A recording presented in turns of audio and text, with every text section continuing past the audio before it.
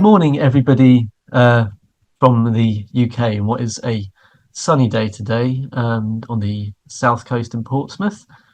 So, for our session today from the UK, we are from the University of Portsmouth, and we are covering a panel session of cybercrime, cybersecurity, and society.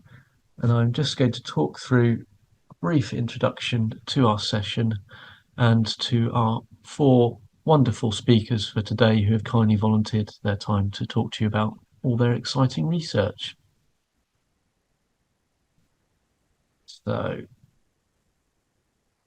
So in terms of a session overview for our 2-hour slot as part of the Security Revolutions conference, as your host today, I'm Dr. Iain Reid, and I'll be doing the introduction for the first 10 minutes or so.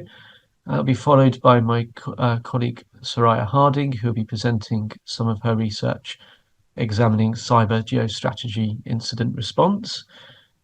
Following on from that will be one of our doctoral students, Martin Lynch, who will be talking about exploring the human reactions to prompts and commands from computer vision enabled machines. After that will be one of our colleagues, Brandon May, who's just wrapping up his doctorate at the moment, and he'll be talking about countering online social propaganda using online visual narratives. Our final speaker for today is my colleague Lauren Stevens, who'll be talking about child protection and cybersecurity. Following all of our speakers' talks, we'll be having a general panel session where the floor will be open up to questions from the audience, and hopefully I'll potentially be able to come up with some broad questions for myself, which I might put to our panel at the end. Okay, so in terms of the focus of our session today, as I stated, it's titled Cybercrime, Cybersecurity and Society, and this is reflective of the broad range of research interests across our speakers. Although across all of our speakers, the predominant focus is on human behaviour and its interaction with digital technologies. And this is part of the Centre for Cybercrime and Economic Crime at the University of Portsmouth, which covers expertise across cybercrime, economic crime, victimology and cybersecurity. So quite a wide area, but again, the common thread across all of our speakers' work today is understanding the human behaviour. So just as an introduction to our speakers, we have my colleague Soraya Harding, who is a senior lecturer in forensic computing. So Soraya is a highly experienced professional with a strong background in incident response, mobile forensics, computer forensics and business information system security. Her role as a senior lecturer at the University of Portsmouth suggests that she is involved in educating students in these fields and providing them with theoretical and practical knowledge. Soraya has worked for Microsoft and Cisco, which underlines her proficiency in industry-leading technologies, and her decision to continue this role on a freelance basis suggests a desire to share her knowledge beyond a traditional classroom setting. Soraya's contributions as a coach in cyber competitions like hackathons, Try Hack Me, and the Cyber 912 Strategic Challenge, where she has led students to second place alongside prestigious universities such as Cambridge, Glasgow, and Royal Holloway University of London, underscores her commitment to nurturing the next generation of cybersecurity professionals. In Soraya's talk, we'll discuss the complex challenges, geostrategic dynamics posed to protecting critical infrastructures. It will explore how organisations can build resilience to withstand and respond effectively to threats, including geopolitical tensions and cyber attacks. It will delve into strategic planning and collaborative approaches necessary for ensuring the uninterrupted functioning of vital systems. For our next speaker following that, we have Martin Lynch, who is a second-year professional doctorate in security risk management, and he's just about to enter the research phase of his professional doctorate. Martin's work has significant implications for the security industry, considering the introduction of artificial intelligence. as Martin states, Filippo has suggested by 2026, 65% of all newly acquired security technology will have an element of AI decision-making support embedded within. In the current paradigm, it is not sufficient to simply purchase and implement this equipment.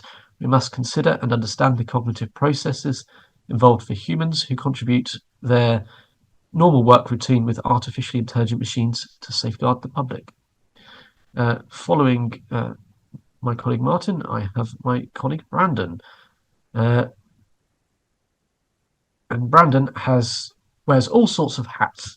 So today he is presenting research from Liverpool John Moores University. However, Brandon is an assistant professor in forensic psychology, about to join the Florida Institute of Technology.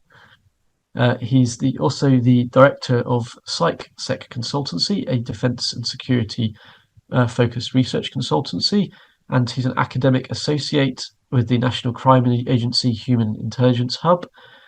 He sits on the National Police Chief Council Intelligence Practice Research Consortium, and he's co-director of the Digital Technologies Research and Knowledge Hub at the University of Winchester, which is, sadly for them, his last day with their organisation. So I'm very glad he's taken the time to speak with us today. Brandon has published on topics associated with covert human intelligence practices, decision-making in complex high-stakes environments, and more recently, counter-persuasion using online and AI-generated strategies. Okay, and last but not least is our final speaker of the day, Lauren Stevens, who... sorry, just bear with me a second, I've lost my screen. So the title of Lauren's talk for today is Primary Prevention of Child Sexual Abuse and Online Safety. And for Lauren's presentation, this will be addressing how the use of the internet, particularly online forum platforms, is being used by a growing online community who self-identify as minor attracted people. Most primary prevention efforts are focused on educating parents and children to avoid victimization. Whilst it is important to educate how to lower the risk of victimization, it is becoming more prevalent that the onus of prevention should be on potential perpetrators, therefore taking responsibility for risky thoughts and feelings before it transcends into criminal behaviour. Individuals seeking support are commonly suspicious of approaching seemingly official forms of professional services through fear of rejection, ridicule, and or prosecution. One growing space to provide support for this group is self-regulated online forums and platforms designed to connect like-minded individuals who are committed to a non-offending life. However, the safety aspect in using these platforms is in ensuring professional support is being provided and limiting opportunity for the distribution of child abusive material. And as I say, I am your host, Iain Reid, and I'm a senior lecturer in cybercrime in the School of Criminology and Criminal Justice at the University of Portsmouth. And following that, hopefully, lovely introduction to give you a feel for our talks today and for our speakers, I shall hand over to our first speaker of the day, which is, if I can get rid of my screen share, is my colleague Soraya Harding. Please feel free, of course, to use the chat box if you have any questions. Good morning, everyone. Well, I'm glad to be one of the presenters. Normally the person that goes first has all the beauties of the first glitches. I hope to let you know a bit of a broader spectrum of the cyber geostrategy. As you know, there are many events in the international context that now intertwine with cyber. So that's something that I'm going to kind of cover a little bit today. Please, if you have any questions, just use the chat. We are happy to answer them at the end or when we have the panel. So as I was mentioning, obviously, we have what is the geopolitical incidents normally intertwined with the incident response. Any dynamics that we have in the international landscape can influence any strategies and practices we have for responding to incidents when we have cybersecurity breaches, and that also covers as well with any natural disasters and any political unrest that we have. obviously, these days, we have some nations that use cyber warfare as a tool to pursue their political goals. They target critical infrastructures, corporations, government agencies, and in some cases, as we know, in any other different countries, they disrupt their activities. So now teams need to, especially incident response teams, need to understand how the geopolitical context affects the different cyber capabilities they have. And with that, they can attribute attacks and anticipate any future threats. So, but then we start looking at obviously how they actually intertwine and why is the worry that, why we start, why we need to prepare a little bit more. PwC normally does an annual survey and think about obviously when do we have to be worried or why do I concern? And normally, if you look at the cyber risks, the majority of organizations, we look that it's nearly 49–50% of the worries when we look at only cyber risks. However, when you mesh cyber risks and geopolitical conflicts, this kind of could be a very impactful for the organizations and corporations, because it just rises to more than a 50%. It goes near to the 80% of the worries of a company. And when we look at this, we also look at, all right, we have a conflict. If we have a conflict, an international conflict, and we start as an incident response team, we think, all right, it's not affecting us because it's not happening in our jurisdiction, in our country.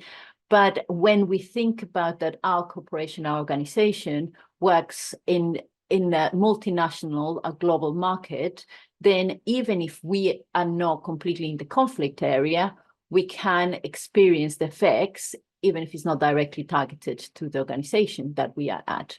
So it is something that we start looking directly, and it is looking at what could be the ramifications of the conflict in the cyberspace.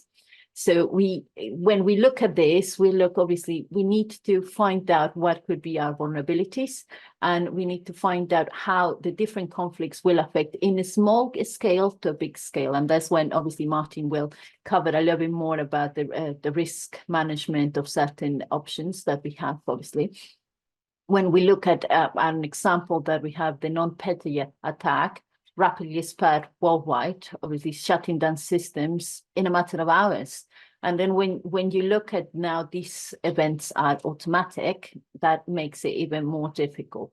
So organizations these days need to review the risk continuously. And then we're talking that sometimes we have one person that is the person that reviews, so somebody that's in charge.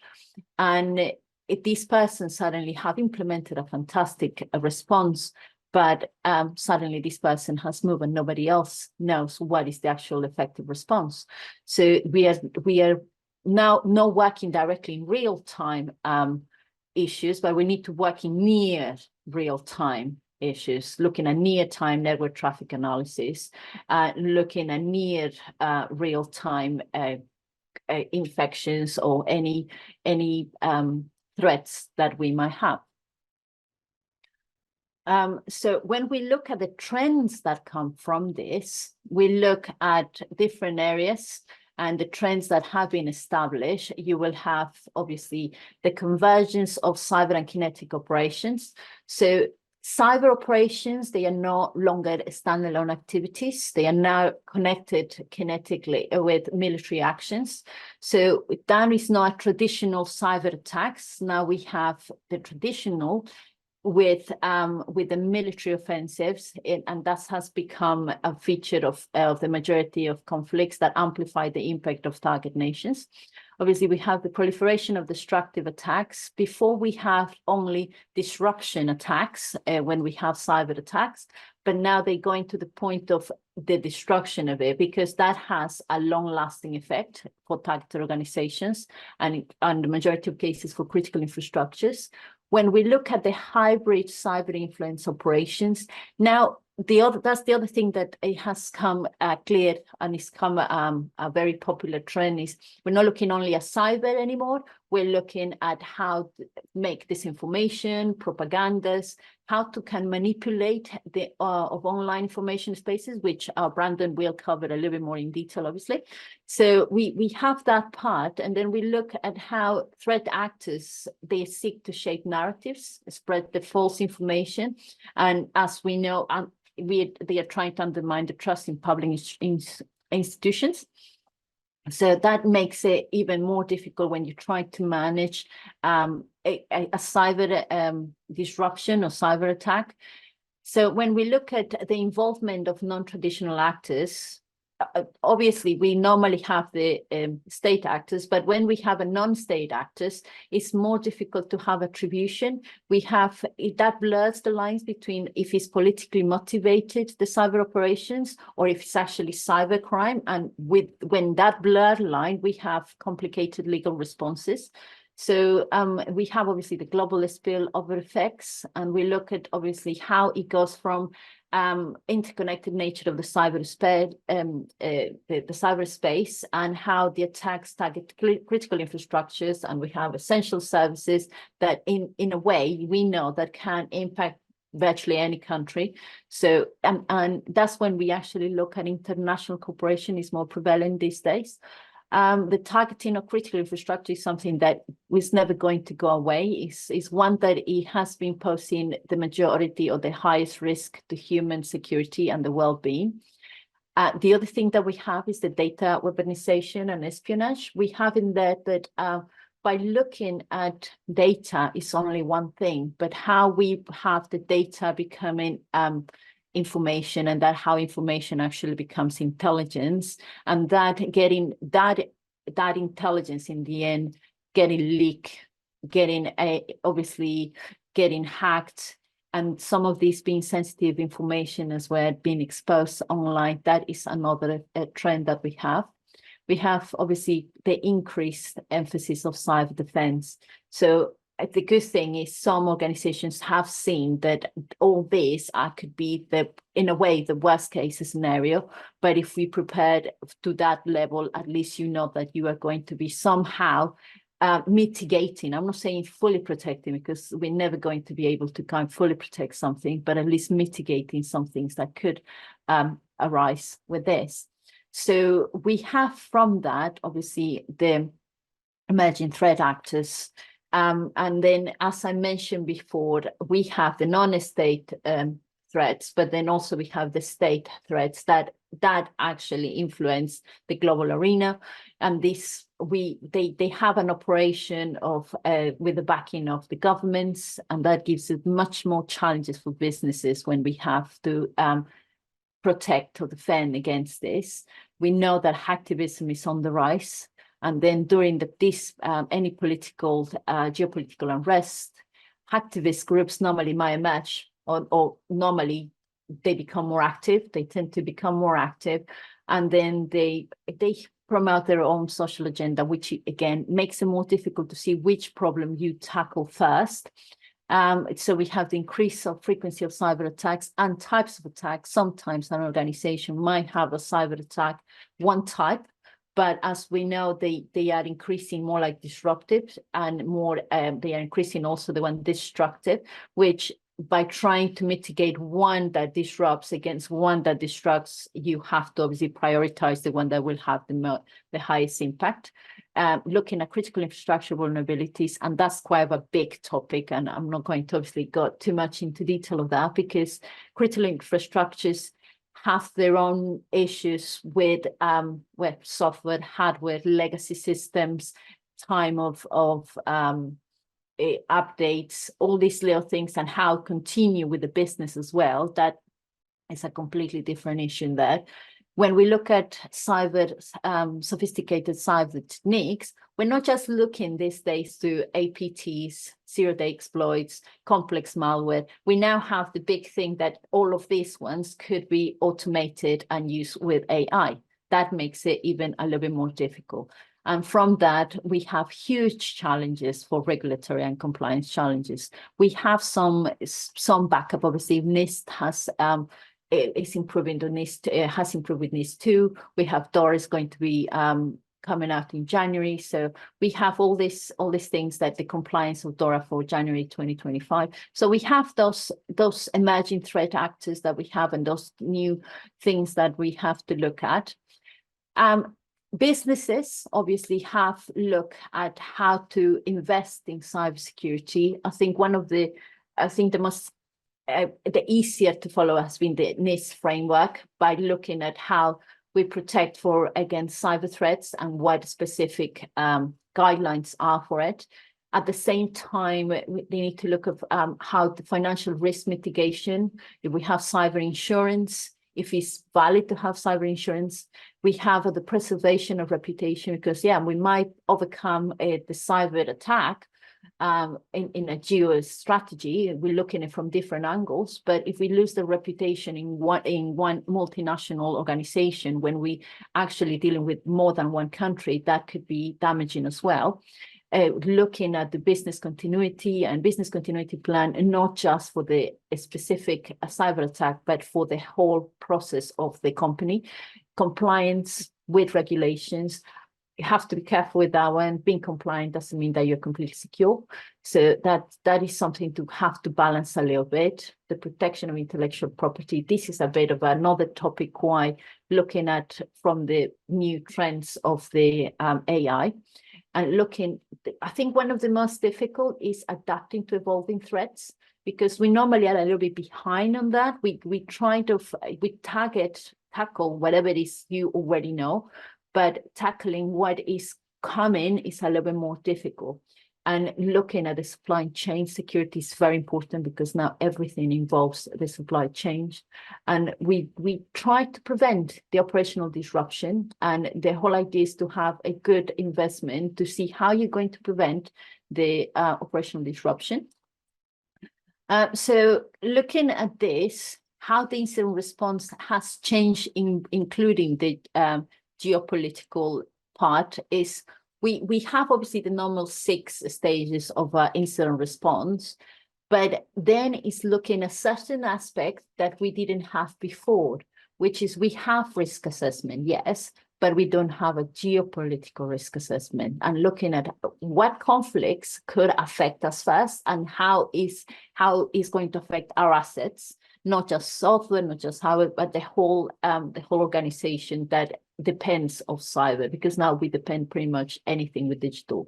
When we look at the identification, we look at target analysis, but we obviously don't have that geopolitical attribution, which is something very important.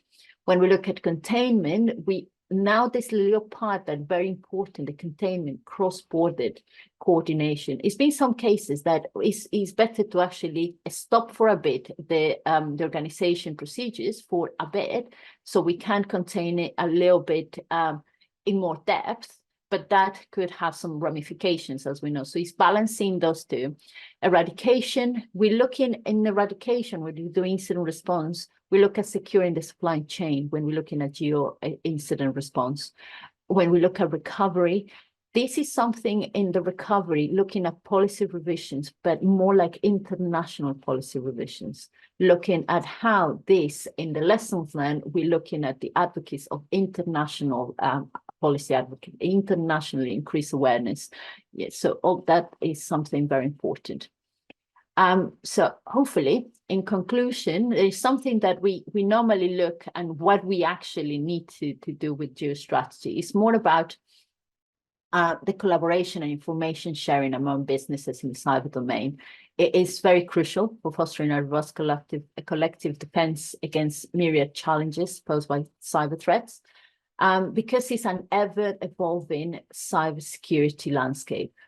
There is you have malicious actors continually refine their tactics. So we cannot be in silos anymore. We need to look at real-time threat intelligence. But sometimes we have seen that organizations deal with cyber strategy, but they say to people, we have dealt with it, we overcome it, but they don't tell you how. And it will be quite good to have that multi-cross organization when you say, this is how we do it. So if this happens to you, this is how you overcome it. So that's why we look at collective defense mechanisms and having a pooling of resources, of expertise and experiences. And this, obviously, this type of talks helps you with that, because, you know, at least I heard this person talking about this. I can contact them and see how we can deal a little bit better with that. We look at vulnerability mitigation and best practices. There are plenty of frameworks that will help you. The ISO standards definitely help you with that, but it's more looking how it fits the business and how we can implement it effectively in the business, in that organization. We have incident response and recovery, but I think the incident response needs to be a little bit more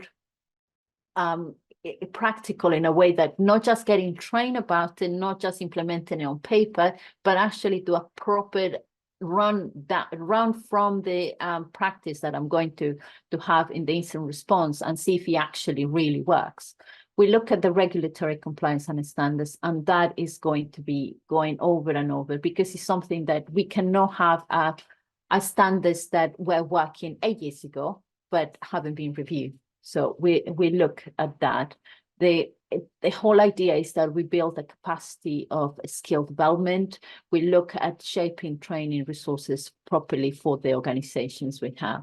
And that's the other thing, is looking at the public and private partnerships. I have worked with people in the public sector where they know how to deal, but to a basic level of the incident response. But then you do to the private, and they have a better expertise because they have invested a little bit more. So merging those two is important, so the collaboration actually strengthens and makes a more robust cybersecurity incident response. So hopefully that has covered a little bit of that. I know I have touched a little bit some of the topics. This is obviously a subject that 20 minutes doesn't make it fair, and I try not to dwell too much into certain aspects that could go for hours, but that gives an option for you to kind of dwell yourself and research a little bit more about those ones, read about more those ones, listen to the news, and obviously read a little bit more what's happening. So thank you very much, and I hope you have enjoyed it. If you have any questions, obviously my details, but I'm happy if you have any questions. If no. Brilliant. Thank you so much, Soraya. I mean, as you know, this is a topic I am particularly passionate about as well. I could also talk about for hours, but yeah, no, okay, fantastic. Thank you. Yeah, obviously, I think I'm trying to formulate some questions for the panel at the end now as well. Sure. Okay, in which case, Martin, are you ready for sharing the screen and for taking us into a deep dive into AI CCTV? I am. Good morning. My name's Martin Lynch. Iain introduced me earlier. My work sits in artificial intelligence and operational security technology. And that means really how we look at what's coming. What's the next area of investment in security and why it's important. So my work is, as said on the slide, an exploration of taxonomy of the nexus of human and AI relationship and their reaction to the prompts and commands of artificial intelligence inside CCTV systems. And they're going to ask, why is that important? And it's important really because of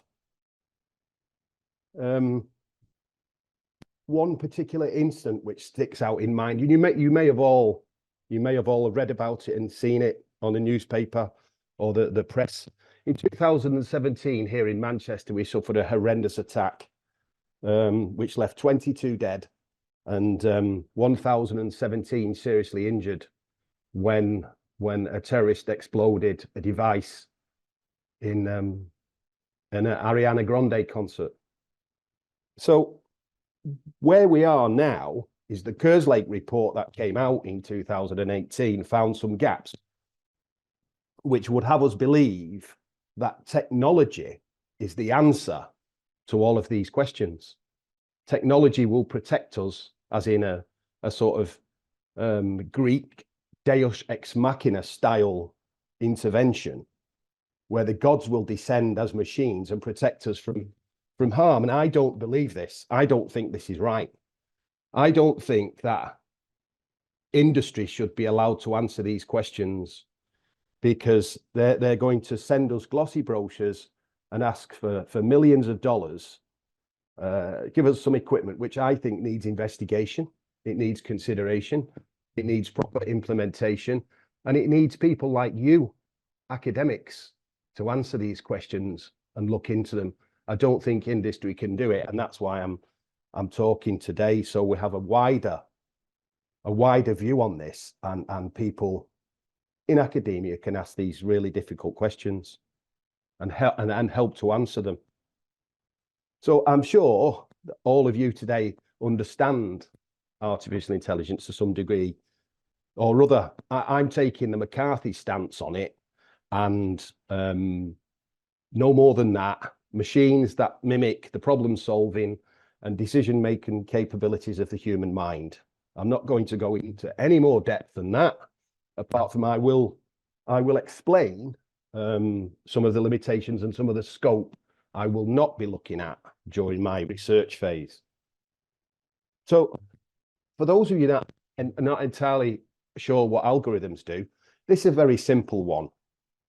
It's a single digit memory gateway transformation, and it's how mathematically we can come up with a solution. So you put a digit in on the left, it goes through a series of values, a series of pluses, minus multiplications, and on the right we come out with a result. So for instance, the one you're looking at now on the screen tells me how I can safeguard the community that are in Manchester Arena tonight looking at Take That.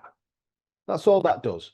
We're not going to have much more in the way of in-depth looking at how machine learning, supervised or unsupervised, lambda models is not going to be part of my research. I am purely focusing on how we as humans and the operators as humans interact with the prompt and commands, which will become apparent a little bit later.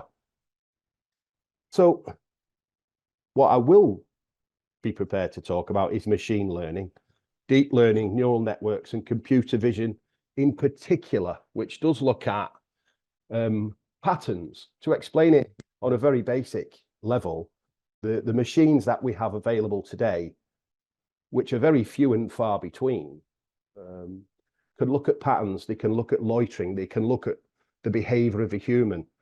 All of this is taken from a large data set, which isn't necessarily correct. So inside machine learning supervised in a local environment, we can alter the way the artifact understands its local environment, which is incredibly useful. What we have here today is a Canadian version of this equipment, which is localized prior to dispatch in Canada. It makes mistakes. It doesn't understand how it can be localized in the UK. But this will play a large part in my work in pedagogy. So ultimately, what I want to do is establish a pedagogy or an andragogy of how security operators can understand their own prompts and commands from AI. I won't be touching on natural language processing, GPT, Lambda, etc. So for this, and it's, of course, you're all far more experienced than I am. However, I've looked long and hard over the past few years whilst I've been at Portsmouth University, and previous to that, I was at John Moores in Liverpool. There is not a vast amount of help out there when discovering methodologies to deal with the human reaction to what we still don't understand on a very hard ontological basis. The ontology of the artifact we're talking about is yet to be discovered. And even though ontologies do exist for AI, they're very computational in nature. So I have come up with my own paradigm. I'm going to use phenomenography and change it very slightly into what I will be calling Deus Ex Machina phenomenography. And I think that should prove interesting, really, for the future of the discovery as we move forward with artificial intelligence and the human reaction to it. I say reaction a lot because I do not mean interface or interaction in any way, shape or form. It's the reaction of the human to the prompts and commands, just to be absolutely very specific on it. So yes, it's Marton's phenomenography. It delivers deep insights into the experience of a phenomena, which in this case is the artificial intelligence or the prompts and commands from a computer vision system. It allows to discover how we humans feel about it. And in there, we have various ideas that come from Daniel Kahneman, type 1, type 2 thinking, fast and slow, I think the title of his book is. We've got ideas from Gary Klein, which brings into the mix the idea that we are constructed on our experience, and we develop a way we can use heuristics, as in his examples of the firefighters. Although I don't think that's, neither of those two scholars are going to solve my problem. I've looked at Piaget, who developed the schema. So inside all of this, there's still a grey area, which my research in the next few years will hopefully be able to develop and make clearer. As I mentioned earlier, the ontology of the phenomena is something that I'm working on. It's specifically computer vision.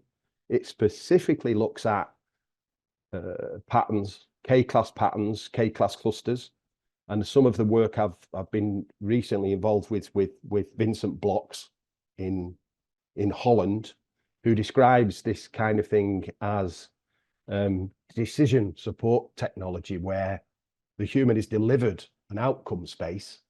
They can then make decisions based on their own cognitive processes, their own perceptions, and in there everybody's different. So that's going to be part of my pedagogy. I'd like to see if we can streamline some of the ideas and introduce an educational package into the scheme, because, and this does not meant to be disparaging, as you can see, I work in the physical end of security, and without doing a quantitative exploration, most of the people who work here in industry with me, the vast majority, in fact, were not educated past what I would call secondary school. Only a very few % got to undergrad. And in the business I work at, less than 3% got to postgrad. So I think it's hugely important that we help develop a way of educating people into this to safeguard you, to keep the populace safe. Teleology is an aspect. So the teleology of the machines is not anything that you won't have seen before. Problem solving, automation, and enhancing human capabilities. I'm going to show you on the next slides exactly what this teleology means. But each of these brings their own aspect.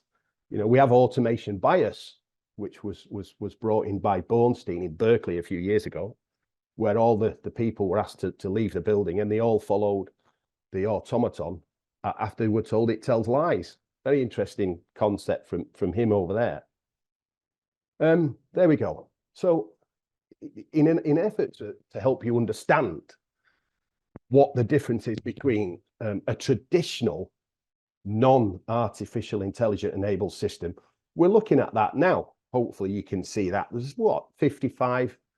53 different screens displaying all sorts of information to one person. It's incredibly difficult to concentrate on all of that. Some of the screens are very small. You wouldn't really be able to see what happens. And according to research, after a few minutes, a human being's going to lose interest and pick up the smartphone and do something else. The next screen I'm going to show you is the latest technology with artificial intelligently enabled system, Now, of course, I do know I'm going to bracket artificial intelligence. It's there as a placeholder. So this is computer vision doing the same thing. So what we've got now is the same 53 cameras being monitored and a display from the enabled system giving us color-coordinated pentagons. Well, one of the problem we have with this, which was discovered quite quickly in my research, you have to have color vision to be able to do it. You have to be able to read information off a screen. So we can't have operators who are colorblind, not in the glossy brochures. We can't have dyslexic, we can't have dyscalculic, and we can't have dyspraxic. None of this is new epistemology. None of this was known. So it's a very interesting field that I am endeavoring to research at the moment. So if we went back one, traditional, very difficult to comprehend for the human, very easy to comprehend for the human if we can understand what's being delivered to us by way of commands. Now, of course, you can see there's yellow, blue, grey, red. Those are different scales of importance to deliver a task. On the left, we have a display of what the machine is trying to impart in alphanumeric description of what's happening. And this is the area that will take a huge part of my pedagogy. So these are some results that came out. Now you can see immediately that the guy on the right is 100% a person, yet the machine's predicting it's 90% a person. So probabilities are issues. My pilot research discovered cognitive process in the outcome spaces or lack of understanding of it, trust bias, anthropomorphism, where the people became very, very connected to the device in a very short period of time, and complexity. And by complexity, I mean the ability to be able to teach the machine through supervised machine learning how to be localized in its environment. Limitations for my work. There's a lot of reluctance across corporate environment. I work with some very specialized equipment.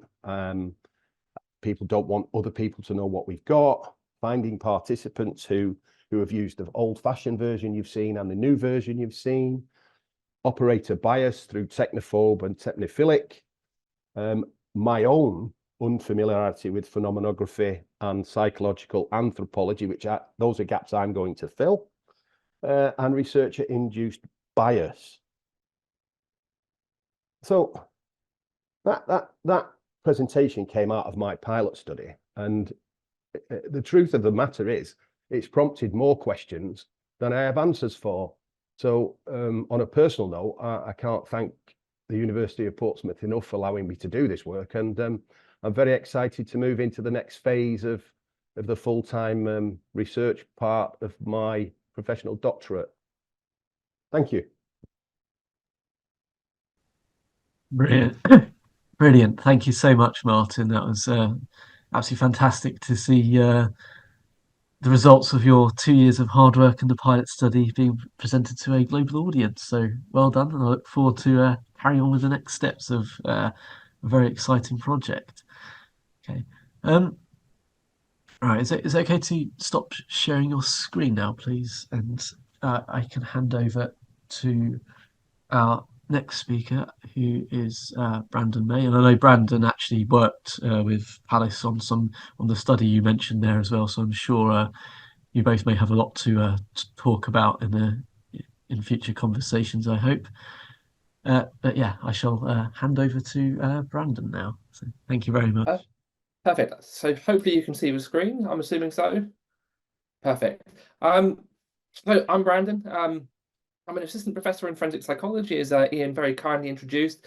And first of all, what some amazing talks. Martin, I've got a million questions for you as well. Such an interesting topic. So what I'm going to present today is a project outside of my PhD research, outside of my typical job at the university. This is a project that my esteemed colleague, Dr. Marek Palace, devised going back about 4 years ago, and I'll give you some context about it in a minute. But the sort of nuts and bolts of this is how we can try and counter propaganda. And the way we look at this is quite novel. So if we go back probably about 5, 6 years ago, particularly during COVID, you probably saw on social media a huge influx in memes. And what we devised at that particular stage was perhaps memes were a really influential process of changing behavior and actions, and in a way influence something that we want to action. So if you have a very anti vaccination sentiment, or perhaps you've got a really far-right extremist view, is there an approach where you can use memes, and we'll talk about some of the fun terms we use around this later, but can we do that in a way that perhaps promotes our narrative? This is a project that was underpinned on an anti-vax basis. So it is very much COVID or vaccine related. It is just a pilot study. And the idea here is that we're trying to get a proof of concept and a pilot data set that we can then propagate further. It was funded by the British Academy. I said it was Dr. Marek Pallis that devised this project. And since that point, we've worked on numerous projects from countering anti-vax to pandemic preparedness. There's a current project looking at breast cancer screening and bowel cancer screening. We've got projects looking at counter-terrorism, and the list goes on. If anything, this is a really, really good funded idea. There's about £4.2 million worth of funding currently going through for these types of ideas, which is fantastic, right? So, to give you a little bit of context, words have power and words really do influence. Now, for anyone in the UK, or perhaps you've attended the UK, it's not too dissimilar in the USA, you've probably heard the words see it, say it, sorted. It's one of those really free annoying terms that you hear on every train journey, but it's memorable. And it's not just memorable, it's influential. And we know that because the British Transport Police about 2 years ago released data suggesting about 90% increase in reports based on those 3 words. Now, this particular slogan was developed by the Ministry of Defence for a counter-terrorism perspective. So if you see a bag left unattended, typically in a train station, then you report it. And so it does seem to be really effective. But what we take from that is it's not just effective, it produces a culture. And a culture that is very much meme focused. So to give you some idea, and a little bit more humorous, and we'll touch on why that's important later, you get bollocks to Brexit, see it, bin it, sorted. Some really fun anecdotal, but also very influential propaganda that's been put out on social media. Now, at the time, Facebook was probably one of the biggest sources of propaganda and misinformation on social media. We're now seeing a slight shift more towards X. I wonder if that's Elon Musk's doing, but you can see some of the fun narratives that are being produced. Another one, if you pee somewhere, this isn't right, pee it, spray it, sorted. So again, some really humorous but quite influential sentiments being put out using social media.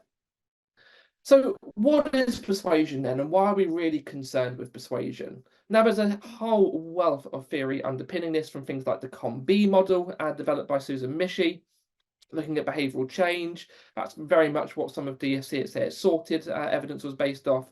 But if we go right back to the ancient Greeks, we can look at Aristotle, and he states that the art of getting someone to do something they wouldn't ordinarily do. So the best way to think of this is you are being prompted or pushed towards something that in your mindset you wouldn't necessarily do or ordinarily do. If you go to an airport, for example, pay attention to the environment you're in. You may see, for example, we walk in a particular direction. Look at the tiles. The tiles are persuading you and influencing your behaviour. So part of our role as academics and as practitioners, whether it be in government, military, security, is we are trying to persuade you to do something that is pro-social, trying to support national security. In our case, we're trying to promote anti-vax sentiments or pro-vax sentiments and countering anti-vax sentiments. So we want to try and persuade something that is very much beneficial for society. So what can we do about it? What is the sort of processes and strategies that are available to us as academics, but also available to everyone else as practitioners. What is the evidence base? Now, I'm going to apologise in advance. There's a little bit of statistics underpinning this. I'm not going to bore you about all of that. I'll just try and summarise it in really brief details. But in sum, what we have is this idea of counter-influence. Now, there are various strategies underpinning this, one being deny. So we wanted to try and deny an adversary's moves. So if we look at Russia, for example, and some of their propaganda around weapons of mass destruction, we want to deny the opportunities for that even to take place. And there are specific units, whether it's in the UK, the USA, or other international allies, that deny this type of propaganda. For our sakes, we're trying to influence human behaviour, but we can deceive, we can exploit, we can degrade propaganda and social influence, perhaps disrupt a particular line of misinformation that's put out on social media, or absolutely destroy it. We don't want anything being put out. We'll flood it with other information and see if that's effective. So this is where our research comes in. So we've coined it mimetic engineering or mimetic counter-influence. There are several projects on this particular pilot study that I'll talk about, but I'll tell you, it took quite a while to come up with that term mimetic engineering. It sounds really fancy, it sounds nice and plush. It is just, I use a lot of memes, generate memes with Dr. Marek Palace to try and counter behaviour. Now, the inception of this was particularly relevant for perhaps the younger audience. There was research suggesting around 18 to 24-year-olds were most likely to engage in this type of influential behaviour and engage in sharing memes. So have that in mind when you're thinking about some of this context. It's not necessarily for perhaps those 25 and above. There isn't a huge amount of evidence supporting that. Frustratingly, when this was devised, TikTok wasn't really a thing. It now is. Mimetic engineering, still really relevant, really interesting, but perhaps slightly outdated, and it just shows the speed of technology and the influence of virality, particularly in very small 60-second clips. And I'll come on to that a little bit later as well. So just to give you a brief overview on the first study then. So this was a thematic analysis. In other words, we're trying to subjectively view what characteristics or views within these particular four memes were influential and persuasive on an anti or pro-vax sentiment. We interviewed 15 participants. There was about 7.5 hours worth of transcript data. Always good fun trying to code that type of data. And what we're looking for here is the factors, features, characteristics that make any one of these particular memes really influential and then persuasive. In other words, would you trust it? Is it credible? Is it humorous? And some of the key findings from this sort of gave us this idea that actually for a meme to be influential, for it to be persuasive, for you to really want to share it and engage with it, it needs to have strong visual sentiments. The language needs to be accessible. So if we look at the bottom left corner there, you'll see it's quite text heavy. It isn't really bringing the sense of humour and visual sentiment that one would perhaps expect when it comes to persuasion. But perhaps we look at the top right, you'll see the classic, and this really was a thing. Taking a COVID vaccine was going to make you magnetic. This was a viral meme that spread all over the internet. And what we see here is it adds an element of humour. Now, we found this wasn't particularly persuasive because of the sort of conspiracy theory elements. But what we noted in this particular study is that you have to have humour. It needs to sort of resonate with emotion that is sort of taking the mick a little bit. Beyond that, it needs to be simplistic. We don't want to overload individuals with too much information, too much scientific jargon, too much detail that makes someone think far too much. It needs to be to the point, like the See It, Say It, Sorted slogan campaign. It needs to boost that idea of persuasive power and emotionally resonate with a participant. Now, across all of these, while we saw the persuasive power of some of these memes, there was a huge amount of challenge around their susceptibility to misinformation. So what this sort of led us to believe is while memes are really effective at persuasion, they're also really effective at presenting misinformation. So one of the outcomes there was, well, perhaps there needs to be an element of credibility about these memes. So rather than suggesting an individual's magnetic, they provide a credible source that underpins that sort of magnetic theory, right? So there's a sense of the government supports it, or there is research that supports it. There's something scientific sort of within that. But again, that has some complications for public health communication. If we've got a very anti-government or anti-rhetoric within government or science, and we saw this a lot within the conspiracy theories around the government are trying to implant microchips, for example, for the COVID vaccine. That sort of pushed people away from the persuasive power of pro-vax sentiment. So we had to find a way in which we can try and counter this that captures all of those areas of visual communication, humour, simplicity, some sort of emotional resonance, but still provided credibility. It wasn't going to be susceptible to spreading misinformation. This is where we say, well, research, we need to do more research. We just kept thinking more and more research. And this is where my stats brain was like, this is great. We can have so much fun doing lots of statistics and developing lots and lots of fun models. So study 2 then took this outside of the UK. We know this was a worldwide problem. So we used UK and Indian participants. We did collect data from Australia, South Africa, and the USA, but the numbers were far too small for us to do anything with that data. So we just stuck with UK and Indian participants. And what we tried to measure here was not just the persuasive power of memes, but also the characteristics that perhaps influence their persuasive power. What makes an individual more susceptible or likely to be persuaded based on things like their conspiracy beliefs, whether or not they fit on a psychopathy scale, whether they're right-wing or authoritarianism, a few different personality traits, openness and agreeableness, if you've got a huge health anxiety and general health. And what seems to come out of this is a few things.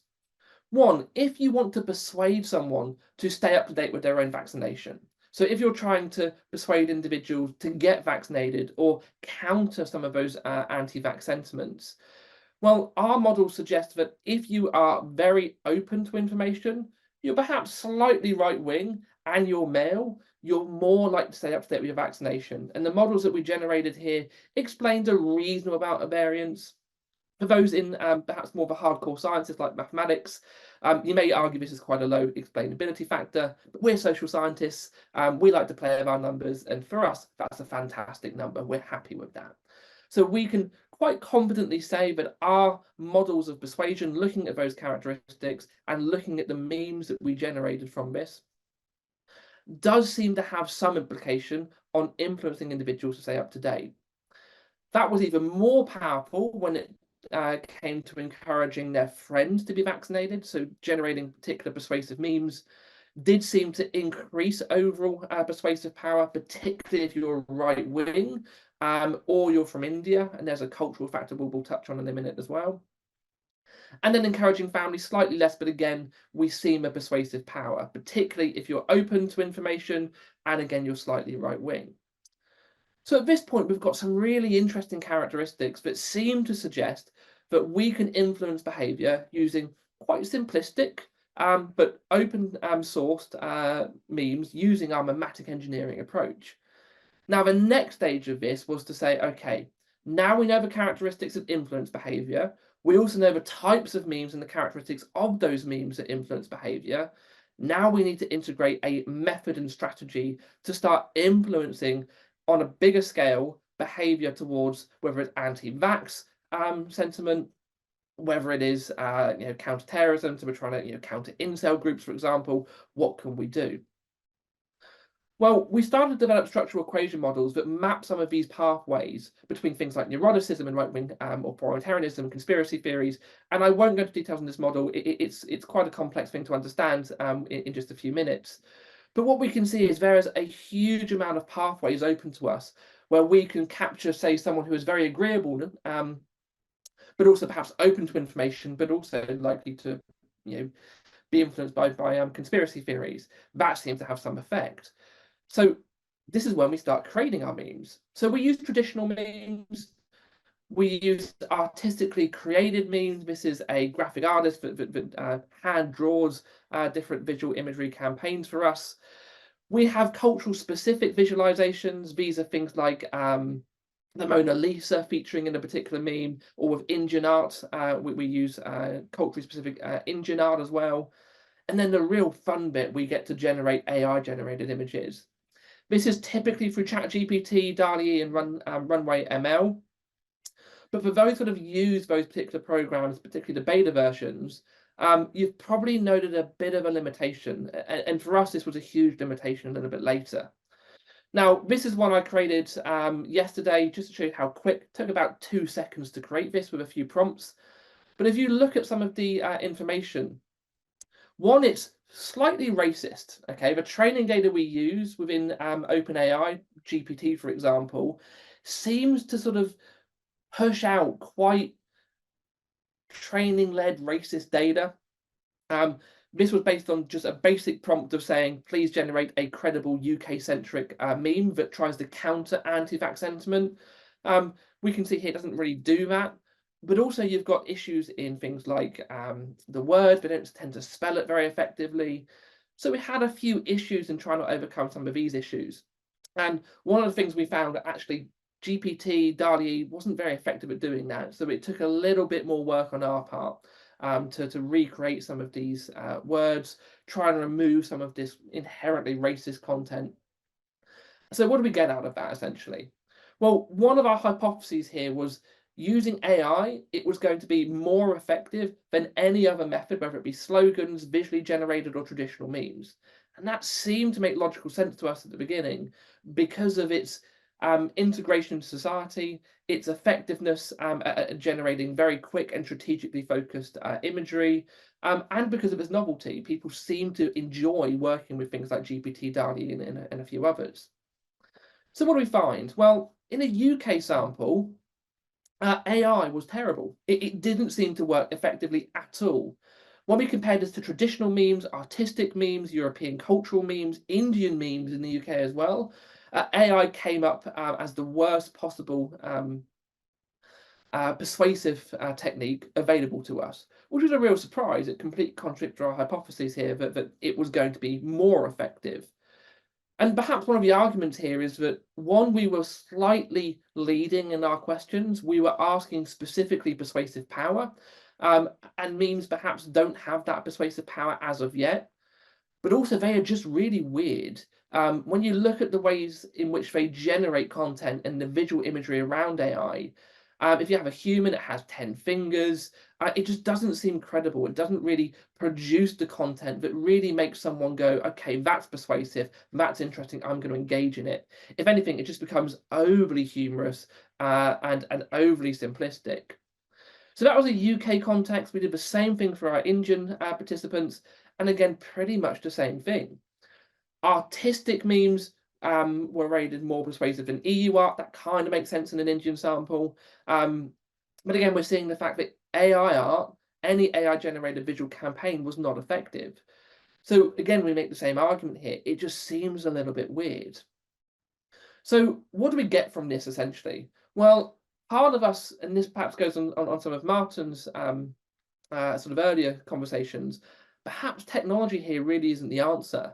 We still find that really simplistic but human-generated content seems to be more persuasive. It's more persuasive than slogans. So if we look at things like See It, Say It, Sorted, memes and visual campaigns does seem to be slightly more persuasive, but as soon as we start generating AI content as a form of strategic influence, it doesn't seem to be very effective. So I'll leave it there. I think I'm just at 20 minutes in. So yeah, any questions? I'm assuming we're having that at the end. So thank you.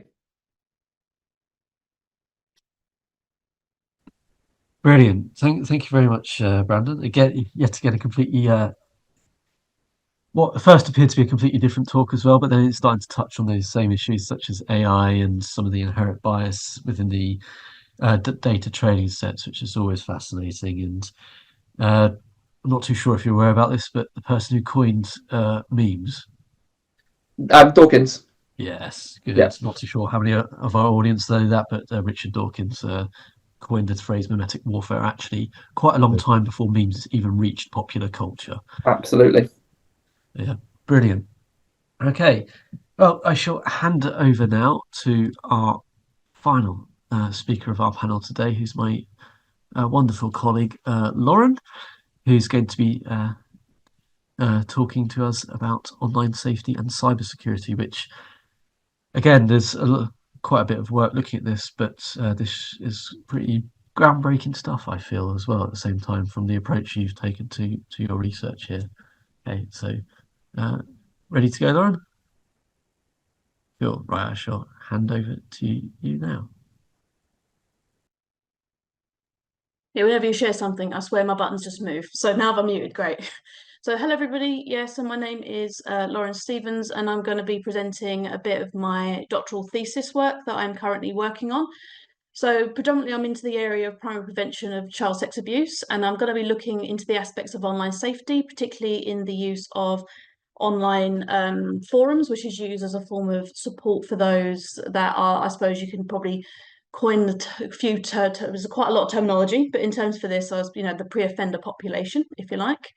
So I'm going to be essentially describing what we mean by primary prevention of abuse in terms of this context and how that can be implemented on the online forum space and that environment. So then, as part of my thesis, I did some interviews, which then I'll be exploring the benefits and challenges of using these self-regulated online forums from the very population in terms of providing access to mental health services to these vulnerable populations.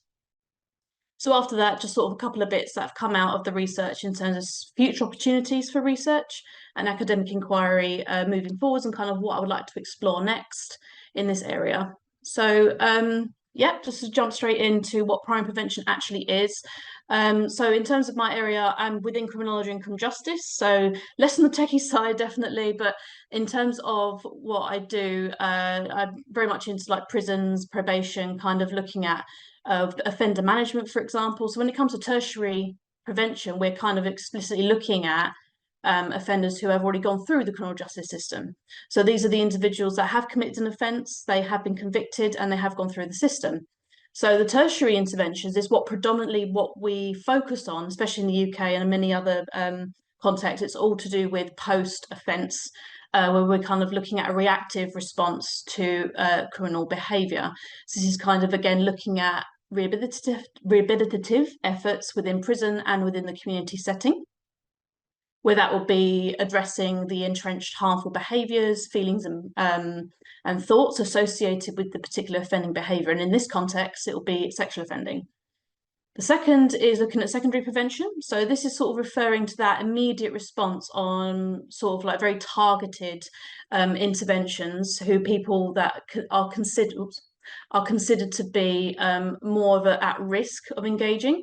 So this is usually, again, self-identified. So individuals that, for example, may be feeling that they need to address their behaviour, which are the earlier stages of behaviour, which is turning into an offending situation. This is where individuals can use an anonymous telephone helpline. There are a couple across from the US and the Netherlands and Germany predominantly. So that's kind of the secondary prevention. But primary is the area in which I'm most interested in. So this is kind of looking at the stopping that behaviour before it even occurs in the first place. So it is putting the onus on the individual, the pre-offender, I suppose, if you want to call them that. It's probably a very problematic term to use, but there are many of them that I'll come to, in terms of addressing those thoughts and feelings before it transcends into offending behaviour. So arguably, primary prevention is kind of the most desirable goal in the prevention work overall. So this is, again, committing the offence before it actually gets to anything serious in the first place. So in terms of my PhD research, it is an exploratory sequential mixed methods with various phases. I'm predominantly looking at today just phase 2, which is looking at the semi-structured interviews that I conducted. And I had a sample of 20, and they were a mix of professional practitioners. So these were registered psychologists and therapists, anywhere between the US, Canada, Germany, UK, the Netherlands, and New Zealand, and speaking to academics, and also for those that are involved in the online forums, which I will come on to discuss. They also identify as part of what they like to call themselves as the MAP community, or that's also known as the minor attracted person community. So that's kind of where the data is sort of originated from, and what I'm going to be drawing on today. So in terms of the role of online-based support, so as I've said, the majority of prevention is all based on the post-offender, funded by the criminal justice system in various states, whatever. That's kind of where most of this is addressed. But one of the biggest areas, biggest environments that people tend to use in the primary prevention is the online space. It's looking at online forums, usually self-regulated. And by what I mean by self-regulated, it's individuals from that community providing a space for other people within that same community to discuss and to provide support to the same individuals. So I'll talk about two mainly today, but essentially what these forums kind of have in common is that they're here to provide some form of access or provide some support strategies, prevention strategies for individuals to use, and also support for families and friends of those who know about their problematic sexual interest. So with that in mind, a lot of these individuals are very suspicious, naturally, of any formal support of professional services. So not many of this population are willing to talk to professionals that they do not already know that they're willing to take on this area within their clients, mostly for the reason is that their fear of rejection from others, fear of ridicule, which obviously in this area is very common, and society is very much rigid in respect to that, especially in relation to child protection as well, and the fear of prosecution. So we'll come on to that in terms of mandatory reporting laws. So in terms of the online group, so they essentially offer support and companionship. So they usually are committed to connecting law-abiding minor attracted persons who wish to seek support and address their attractions within peer support, but then also being linked to other professionals closer to where they actually physically are in order to receive that support. So when I'm going on to talk about self-identified terminology, there are many terms. None of these are my terms. These are simply what they like to refer to themselves within the research. So we have minor attracted person, MAP, or child attracted person, non-offending paedophiles, non-offending minor attracted person. There's a plethora of terminology out there for these individuals, but they tend to go by whatever they feel is necessary to try and disengage and disassociate with the offending aspect of the risk associated with their attraction. So hence why they try and distance themselves using different terminology, since they're individuals that are committed to not offending. And second of all, these are individuals that once they call themselves, for example, paedophile, is a very much it's associated with offending automatically within society, which is one of the reasons why they use different terminology. So these forums tend to be moderated by the members themselves, and they have appointed moderators to ensure community guidelines and facilitate constructive dialogue, and to be regulating what people are sharing to make sure that it's kosher and definitely not something that is related to the distribution of child abuse imagery. So the two forums I wanted to kind of talk about today is the VRPED and Before You Act. So these are two separate organisations, both based in the US. So VRPED stands for Virtuous Paedophiles, and this is what they also call the VP Forum. So this is an online organisation that was founded, again, by the same population in which they're trying to support. So the group essentially offers companionship, as I've said, for those within want to discuss support strategies and kind of preventative work within each other, and to sort of address that amongst their peers, amongst their own peer group. And their core values for this is that regardless, no contact, non-contact offending is completely prohibited. It is something that should never people should never abuse a child regardless of the context. So I'm saying that as though it's almost like a really obvious thing to say, and of course it is, but when we're talking about certain groups do not necessarily see eye to eye in terms of what is acceptable and unacceptable behaviour. So in terms of this particular online forum, it's a blanket no on absolutely everything, including AI use of, for example, using AI to produce imagery, which they would say is a victimless crime, for example. Well, not a victim, you know what I mean? Like there's no victim in relation to that. There are individuals that would argue that.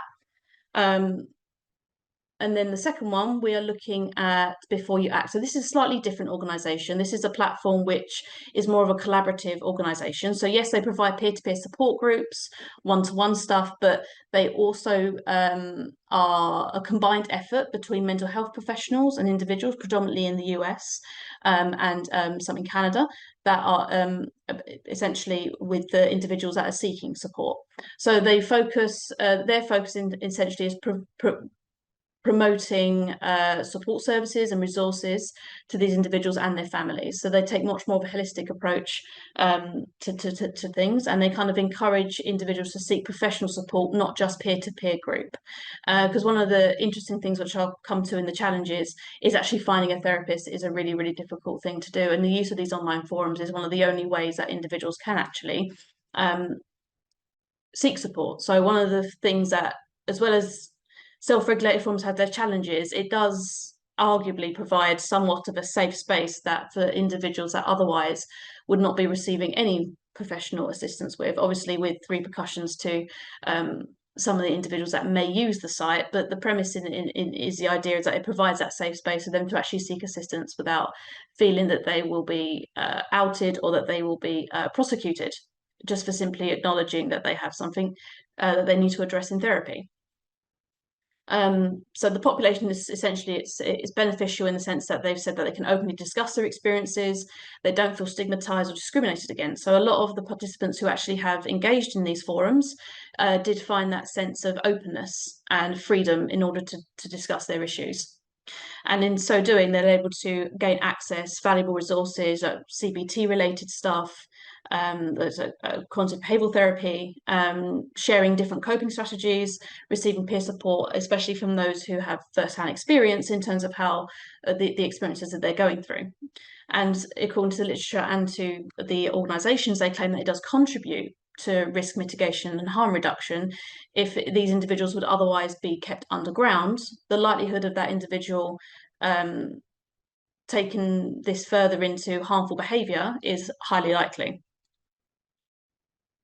However, it doesn't come without challenges, of course. So when it comes to using these sort of online spaces, it's not very well known for one, but also there is the issue around mandatory reporting. So the reason why these are so popular amongst this population is because when you're speaking to a therapist in certain states, certain countries, there are varying different reporting laws in terms of working with this population. So this particular quote from an individual basically said that mandatory reporting laws, it is a very vague in a lot of places, and a lot of therapists are very worried about not reporting something, even if they're kind of worried about their role, so they kind of need to do their job in order to maintain on the right side of the law, even if sometimes, according to the actual reporting guidelines, this is not necessarily required all of the time. So this is where the apprehension comes from people using therapists without going through a site which allows, which I should have said at the beginning, allows anonymized use of these forums, so that these people can remain anonymous completely, using these forums whenever they feel they need to. So when it comes to the safety net with the using the forums, is that it prevents them feeling that they will be reported if they end up coming forwards and speaking about it. So a dual issue around this anonymity thing, of course, is that it's a key factor in using this online space. It is something that is promoted in amongst this population, just to make sure that they remain safe online, and that if you're in these peer support groups, you do not necessarily know though who is actually in these online spaces. So you've got the issue around, it's hard for researchers to be able to track long-term positive outcomes. It's difficult to ensure online safety, in the sense that if you are all anonymous, then there will be some people that will use the site incorrectly. So these people are worried about, for example, online trolls. People not always tech savvy when it comes to knowing how to protect your identity online. So people are very, very worried about people being able to do really clever things and be able to work out who you are and actually hold your details somehow, and be able to work out who you are and basically ruin your life, which is essentially what people are very worried about in this population. So that not everyone is very comfortable with using the online tools for this reason, but in majority of the population do use these for that reason, is because it has that extra layer of protection of their identity.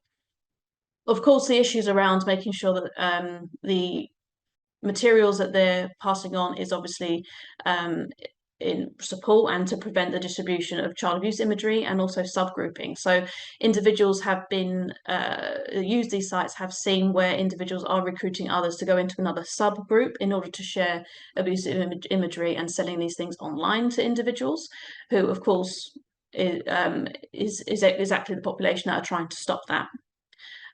So therefore, the forums require 24/7 moderation and a fast response to anything that's being shared online. The shame and stigma, of course, when it comes to the concealment of identity, there is the issue, of course, that when it comes to society, regardless, it's really hard to ever see past the, and for me as well, I'm not going to lie, this is not something that's easy.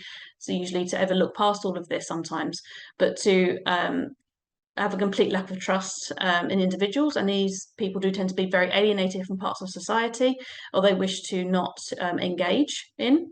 And therefore, when people do become alienated, again, it does increase their risk of offending behaviour, regardless, and that does go for other types of crimes as well. But when it comes to this, it definitely is true. So some quotes here come from the in terms of what the benefits are, is that it does assist in people talking about their mental health issues, not necessarily about the actual problem itself, but the associated issues around mental health. So depression, anxiety, suicide attempts, all these sorts of things are very common amongst this group, in which they prefer to talk about rather than actually the issue within itself. So it's not always a space then just to talk about all of that stuff, it's also to talk about the side associations as well. So some of the things that they talk about is it makes it, to some individuals, makes a real difference to then being able to come to terms with things and actually be able to live a functional life. So some of the issues I found as a researcher in this area is that there's very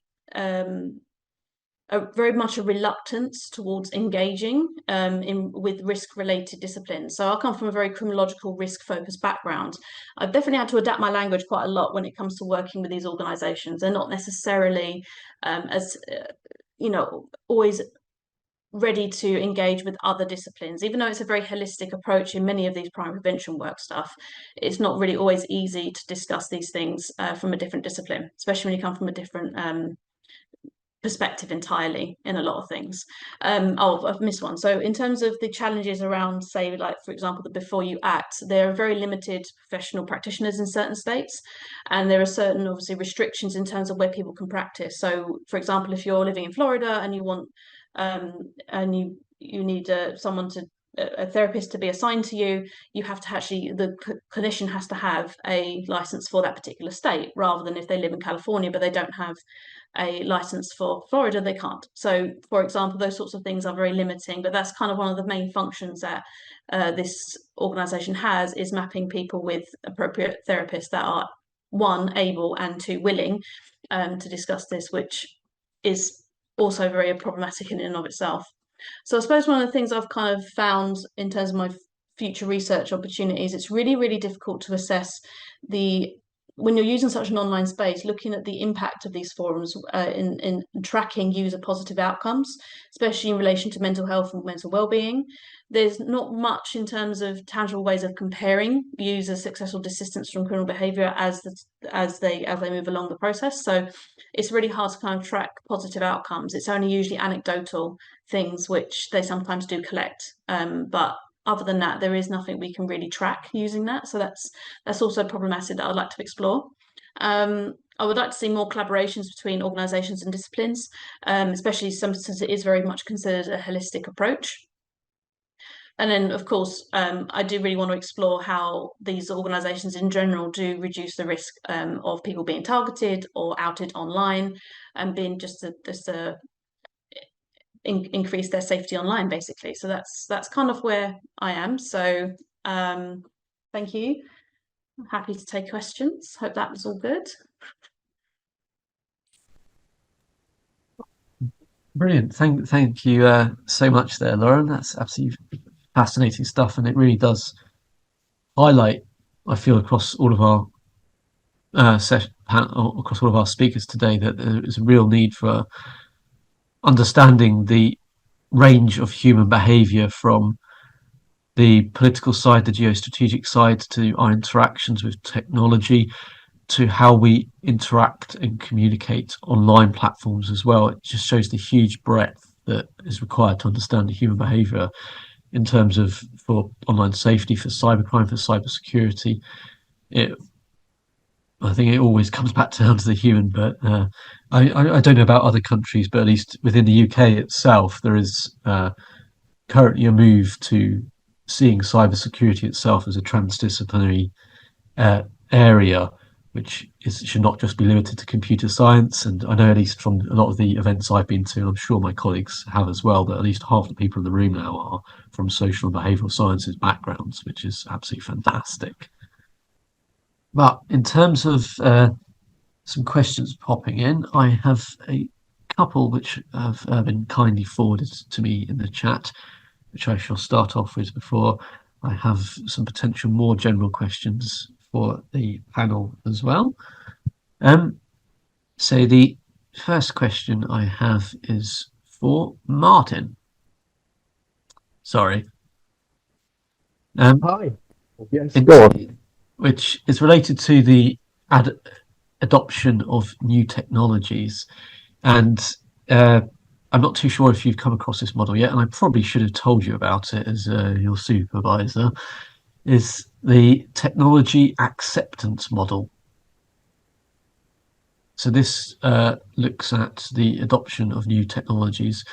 And have you come across that one before? Yeah, briefly. It's something that is on my radar. However, personally for me, and I don't mean to sound egotistical in any way, but this really is epistemologically new.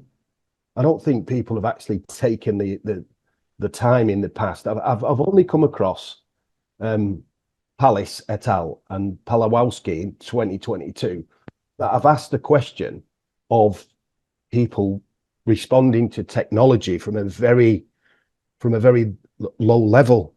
So yes, I have seen it. It's some work I'm going to be doing on at a later stage, but my work really is on a granular level. So I'm speaking to people who operate this technology on a daily basis under duress, who predominantly don't sit inside academia, who sometimes don't understand, and this is why I'm expanding my semi-structured interviews, don't understand the idea that we might think, like Kahneman, dash in and save the baby, or in reality what we should do is put the life jacket on, then dash in and save the baby. So I don't have any real answer for the question, but it's something I will accept and look into. But the gap at the moment is quite large, and I'm willing to take advice from people on this. Thank you. I mean, we can also have a look at that as well as a technology integration model, as the technology acceptance model has been updated over time. And I know one of my former PhD colleagues was doing some work looking at that as well, which I can direct you towards. But it could be quite useful stuff. Thank you. Cool. Now, Brandon, I have a question for you as well. Obviously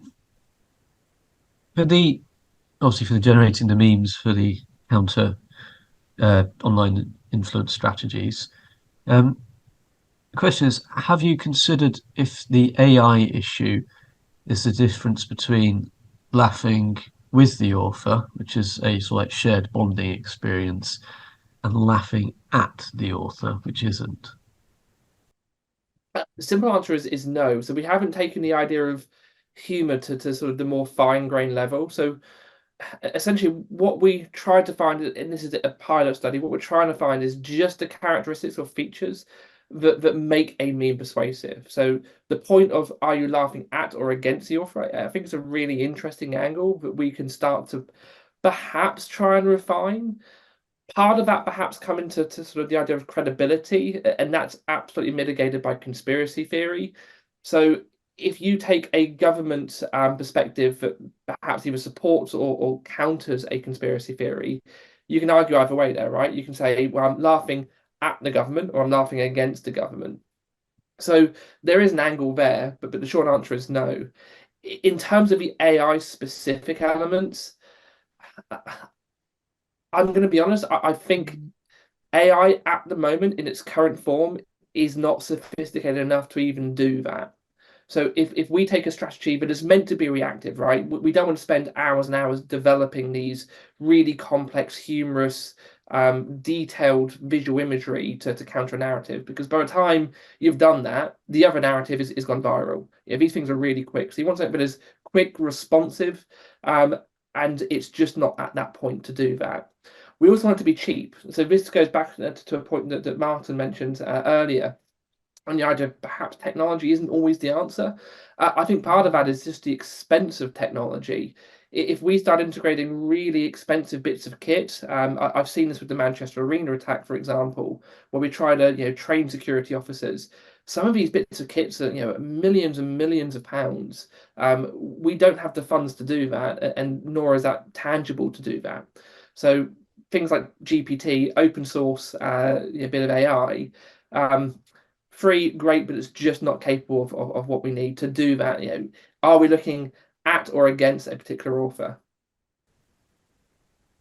Oh yeah, no, it's just got me thinking as well. Maybe potentially a future where you could have a AI spun up which was automatically spots a new campaign, automatically spits out a counter image as soon as a new one pops up. We've got a funding application currently with the Defence and Security Accelerator to do exactly that. So it will identify and immediately generate a counter narrative. Again, some of the findings, or at least some of the early pilot bits we've done with that, it's not that great. It's good at identifying. It's not that great at countering. So we need a few more models that can do that effectively. Yeah, really disrupt the OODA loop stuff. Okay, and I guess it brings down to I know some of the alt-right say that the left can't meme. Maybe that goes for academics as well. Absolutely. Okay, cool. Well, not too sure if there's more questions which have popped up in the chat yet or not, but I have some, I guess, quite big questions, which I'll take to the panel as a whole. So what do you reckon is the biggest challenge from your own work to cybercrime, cybersecurity, and online safety? Anybody like to? Well, I start. Sorry. All right. Thank you for volunteering. Sorry. Don't worry, I always got the first in there. So I think the main thing is the cyber awareness across different generations. Because we're not just employing certain specific age, certain specific ethnicity, and certain specific experience. We are going through all the different realms, and then having the right awareness of the new things as well as the legacy things has, in a way, is one of the biggest gaps. Anyone else think about that? Yeah, I can add to that. So. And this is some of the earlier research we did on part of my PhD. So the horizon scanning piece, the idea that you're looking for new, whether it's technology focused or other innovations, I think is a really important bit. But there's two arguments I tend to make with that. One is I don't think technology is always the answer. So if we're looking to things like AI, fantastic, novel, innovative, but I don't think it's going to provide the responsible strategies that we need in order to improve, say, cybersecurity. I think it's a buzzword that is just floating around the ether somewhere, and big corporate companies are jumping on that. They're selling product. They do really well, but it's not going in the right direction. The other, and perhaps some of you agree, perhaps you disagree, is I think we need to retain what we call human in the loop process.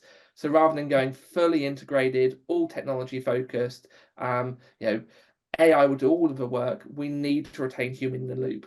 As soon as we take that out, what we see in things like autonomous weapon systems, as an example, is we get quite a big fallout. They're not designed to make moral decisions, for example. So I think that human in the loop process, I think, is also quite important. I think something I'll obviously continue with that is what we have and lacks a little bit is, especially in incident response, is the focus is taken away from the people part of it, because obviously we have the holistic approach goes from the procedures, processes and the hardware and the software, and the people is kind of the last thing that we tend to look at regarding the anomalies, where the problem started, because they didn't understand something that it was told to them. They didn't understand what software was applied, what they should have done in the first way when they actually realized something was going wrong. So it's true, keeping them in the loop is very important. Absolutely. And poor Iain's reading my PhD at the moment, so he's going to probably read this over and over again. But what we found from big critical incidents, predominantly terrorism related, so the Manchester Arena attack was a good example we used, was that we're very good at identifying the policy procedure stuff, the big political, ethical conundrums that we see. We're great at organizational failures. We never really focus on the individual who makes those decisions, who integrate themselves into that complex process. It's just ignorantly ignored. We're one of the first days that have actually tried to break it down to the individual. So like Martin mentioned, things like Carmen's work and Klein's work, the heuristics for decision making is an area we know about, but we don't ever really research. So you make a really good point. I think that's absolutely key with anything, whether it's terrorism focus, security focus, cyber focus. People come first. Yeah, I would agree with that. Some of the areas that I've been able to look at, and I know my supervisors would like the word emerged, but the things that I've been able to look at is that in the decision process, and of course you're all aware that I'm still at the beginning of it, is we've got two people who are identical in experience, identical in education, identical in training, making different decisions from the same artifact output. So they're looking at exactly the same incident and coming up with two different scenarios of how it might transpire, which has a Heidegger temporality aspect, which AI can't give us. It can't look into the future and say the gentleman loitering over there is suspicious, as was the case. I'm in that building today, as was the case not 100 yards from me here. It does eliminate racial bias, because the machine would say, I don't care, go over and have a look. But we're making humans, and they're sitting there under duress, perhaps worried about the home life, or worried about the lunch they're going to have, or worried about the payday, and they're making really difficult decisions based on what's being delivered on a screen by the artifact, and I'm finding it really difficult to quantify how these people understand it, and that I think that work needs to be done amongst the whole body of people, a granular understanding of how we cognitively perceive the prompts and commands of AI. It might even cross platform to cybersecurity in some way. If we're blue teaming or red teaming, we may have a prompt from a system which we both look at in a different way. I couldn't agree more. It's interesting, and the idea of red teaming again as a methodology to test that is fascinating. I remember working on projects. This is going back a few years ago now, within defence, where red teaming exercises. This is particularly on your point, Martin, around CCTV and the fact that our brains just can't comprehend the amount of information we're processing.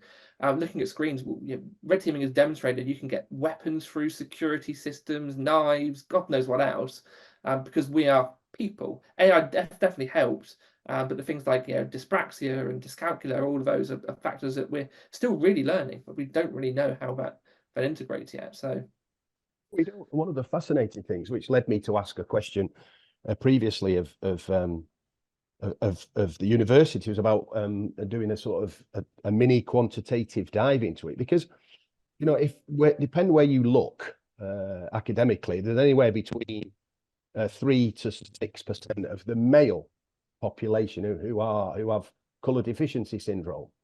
So that would say today, depending on the amount of CCTV badge holders, this thing, there are some 15,000 people on duty today who can't interact with an AI system. Yeah.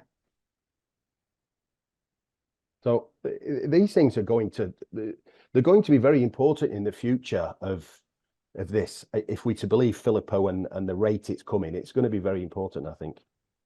No, I agree. There's an interesting system that perhaps our audience are aware of, called iBorder Control, which was meant to be an AI-generated border system, but it wasn't effective. It was relying on techniques going back to Ekman's work on microexpressions, for example. The science has debunked that idea time and time again, but the systems are there to be integrated because the world thinks they work. Boardroom are offered such big deals, aren't they? £1 million and it solves all your problems. Was that the work from Jane Nunemaker, Brandon? Sorry to interject, because I can't remember the name. No, I don't think. No, I remember criticising something about that way back in 2015, but there we are. Yeah, it was about 2014, 2015 that started to be integrated into European airports. Right. I know What's it Louise called? iBorder Control. Yeah. Sorry, That tells you a lot. So I was about to say, I'm not giving Lauren a chance yet to share what is your biggest challenge. Sorry, as we've just got sidetracked to a fascinating conversation. That's fine. It's interesting to regarding hear it because I don't AI actually know much about this area. So this is really a fascinating listen. Actually, to listen to all of you guys. For me, I suppose the biggest challenge, I think, all the ones I mentioned earlier, a lot of it all boils down to lack of transparency. In the sense of what the protocols are for these organisations when things do go wrong.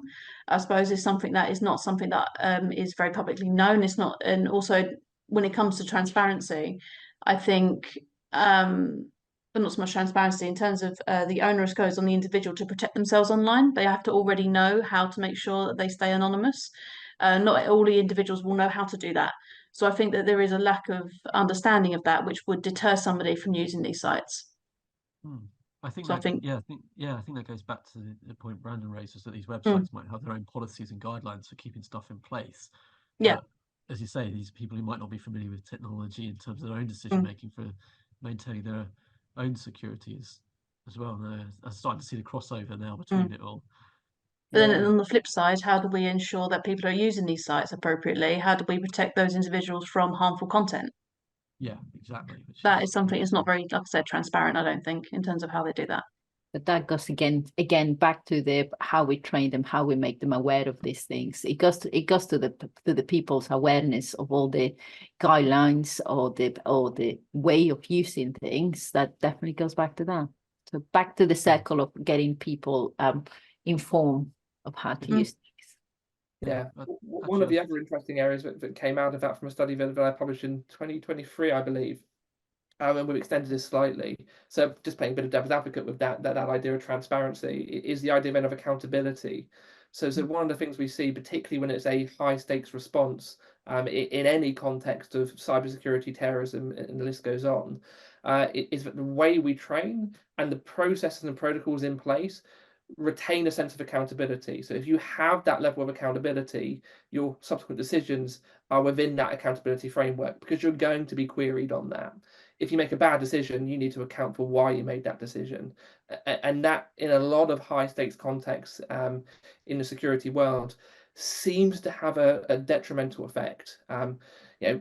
Goes back to the idea of the trolley problem. If you're going to try and save 1 or 5 people, you're going to save 5. But in context of high stakes security events, that's not always probable. You're going to potentially have to sacrifice the 5 to save the 1, which is directly counterintuitive to policy and procedure. But we don't see that because of the idea of accountability. It's going to inquiry. The Manchester attack is a great example of that. Same as Grenfell. It goes to inquiry. You have to account for your decision. I think drawing on to my next big question, and something which I think Soraya mentioned as the biggest challenge there, is the awareness.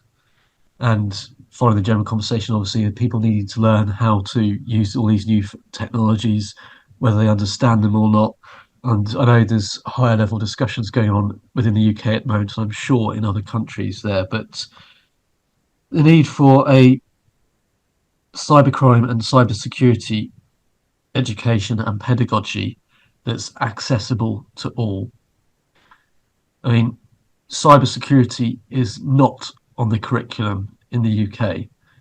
Teachers are hard pressed to find new areas where they can bring these sorts of things in. I know we have organisations like CSE Connect within the UK, and I know the Cyber Body of Knowledge in the UK, the CyBOK, has been funding research looking at these sort of pedagogy and education things for this area. what do you reckon the further challenges there are, and the need for developing a pedagogy for cybersecurity, cybercrime, online safety across all levels, from primary, secondary, further education? Well, I think the biggest challenge you will have is in secondary at the moment, because we have year nines that are looking into taking the GCSEs options, and they get to year 10 and computing courses stop. So that's it. So it's not just the cyber part, is that it's completely stopped. Recently, we were looking at a research as well, where the actual, when we were studying online safety, it was not delivered in all the lessons that use computers, or in any workshops that use computers. And they didn't even have a line in there to say, all right, this is how you're going to be safe if you were doing this at home. So I think that's the biggest challenge, is changing that curriculum, because once you have these youngsters becoming adults, and then joining, if they join university or go to an apprenticeship or get to a vocational course, all those little streams get to the point of, all right, if I go to university, my computing skills are not good, and the majority of assignments I have to present are in computers. So are using computers. So that's your main problem in there. Then you have the vocational ones, where they decide to do something that is carpentry, plumbing, all the things that don't involve that much, but they need to do the taxes, which again goes back to the computing. Then you get the apprenticeship, where they actually, and there is a little bit more balance, more because if the employer has put as the training of their employees, has put as a priority to get them trained to the standards that they are more effective in the actual work they're doing. But that's only if there is part of the cybersecurity and the business purpose in that. But if it's not, they will actually train them with the process and procedures of the organization, but not with the training of computers anymore. So that, again, it gets there. So it's a challenge that needs to be tackled from different angles. But I think that the earliest they could be tackled, the more aware they become. They are very, as we said, youngsters are very good at figuring out technology. They figure it out. But one thing is figuring out something to make it work, and the other thing is to make it work effectively and safe. And it's more like if I can get away with this, nobody's going to tell me or punish me in any way or form. So then it becomes automatically a vulnerability and a threat in that, because they became the vulnerability and the threat at the same time. So that's, I think, one of the biggest challenge we will have there. Thank you, Soraya. I can add a little bit to that. So going outside the realm of education specifically, if we look at policy, for example, so you take the recent Online Harms Act, I think it goes some way to, say, protect people online. So if there's issues in, for example, trolling, although it's not specifically mentioned in the detail, but it probably needs to be in the Online Harms Act, it needs to go more into detail into the crimes that are still UK priorities. So if we take violence against women and girls, for example, a huge issue across the UK, from domestic abuse, domestic homicide, facilitated domestic abuse, at no point does it really mention it. So legislatively, I think we've got quite a while to go before we're at a place where we can actually do something about this. I think tech-facilitated domestic violence is not just on the rise, it's exponential post-COVID. So, and we've not really done much to tackle that, even with legislation trying to push it in the right direction.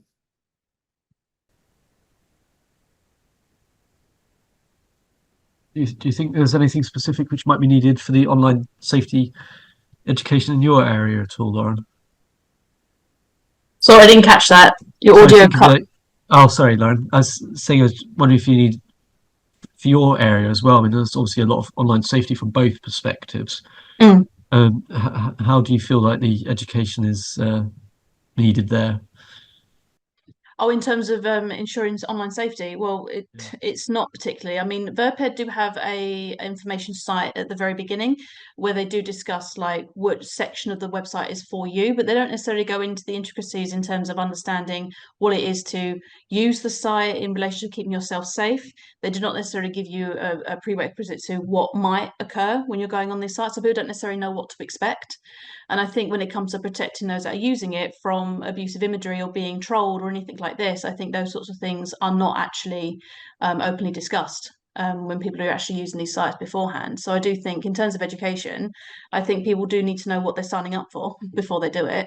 And I do think it's really helpful to have these, I suppose, forums being used, sort of being shared more widely. I think because it's not exactly an area that most people are. I only stumbled across this research area anyway, and being a researcher looking into like sex offending typologies, that was quite a new thing to me. It did, and this area is quite relatively new, so I do think in terms of awareness of these forums is a really good because they do rely upon the public space for usage. So. Thank you. Martin, any thoughts at all? Because I know obviously you talk a lot about pedagogy within your own area. Bearing in mind we've only got 4 minutes left. And for that very short 4 minutes, I think the people that I've just spoken sort of encapsulate everything to me. I wouldn't have anything significant to add to that. It's just slightly outside my area at the moment. Okay, cool. Thank you. I mean, another sort of common strand I saw across everybody's work as well. Researching on the online space, it requires the development of new methodologies. I mean, we can all agree on that, or innovative ways of applying existing methodologies and creating and changing them. I think that's definitely a parallel which has been seen across everyone's work to date there. Where do you think that the trajectory of some of these methodologies will go? I'll be really brief.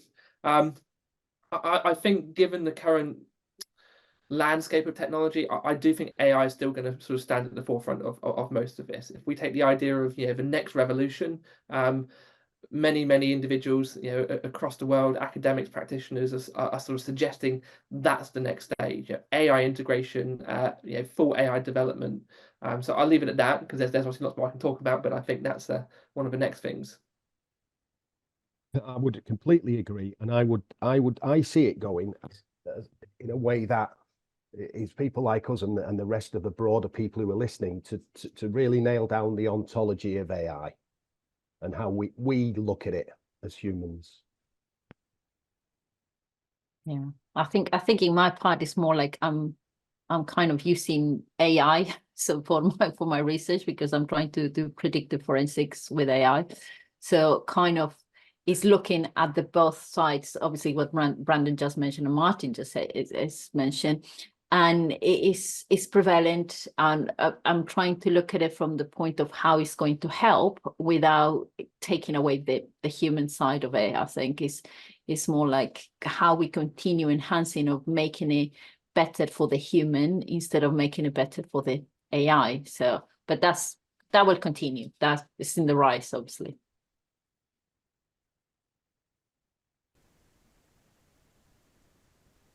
Obviously, with the use of AI and data, this is a question as well that we've been having conversations with, at least I was the other week, about the need for maybe expanding techniques from science communication and applying it to all this lovely cybersecurity AI research, like use of visual graphics as well. I've also used them in some of the work I've done as well, Brandon. So that's been fantastic. But I'm aware that we are just about out of time for our session today from Portsmouth. So I'd like to thank our speakers, Soraya, Martin, Brandon and Lauren, for all of their contributions today, and for our audience as well. It's been an absolute pleasure, today's session, and I hope everybody's enjoyed it. And thank you very much as well for the brilliant and fantastic panel discussion. So I believe we're about to hand over to the next session now. So good luck and have a great rest of your day, everybody. Thank you. Bye. Thank you. Thank you. Thank you. Thank you.